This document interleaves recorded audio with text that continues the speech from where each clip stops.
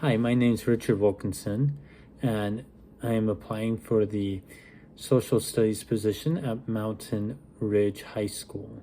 You asked what skills and strategies do I use to effectively engage my students? I like to use a number of skills and strategies. I'll use learning stations, escape rooms, review games. I really like student-driven projects where I let them choose a topic set within parameters of World War II, and they can choose anything to do with World War II, which is a wide variety, and then they get to choose how they're going to present that. And so I've had students write songs, do skits, plays.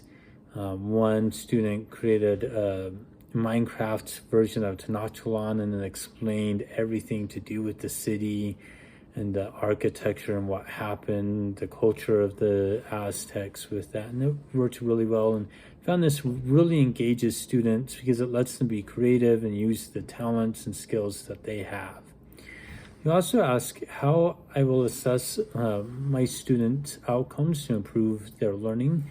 So I like to give pre-tests, see where my students are in their writing and then where their content and knowledge is. And then I'll base my lessons off of that. And then I'll review that information as we go on through quizzes, tests, worksheets, short assignments like bell ringers, see how they're doing in writing theses, using evidence. Like to use a lot of analysis of documents, so we'll see how they're analyzing those, their critical thinking skills, figuring out the bias and the purpose of documents. And we'll review these both as a class and then in small groups as well, so they can learn from each other.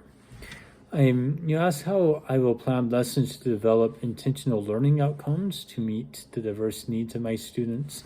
I do this in a number of ways. I try to build my lessons off of each other so that students won't forget what we're going and start making connections between time periods and places, so they can see how one event or idea really helps cause and is connected with other things. I also try to decrease the amount of information that my students learn. And because I found that if I just try to get everything out there, they don't learn it. And so I try to, while covering the curriculum, really focus on things I really feel that they need to know, especially skills that they need to know.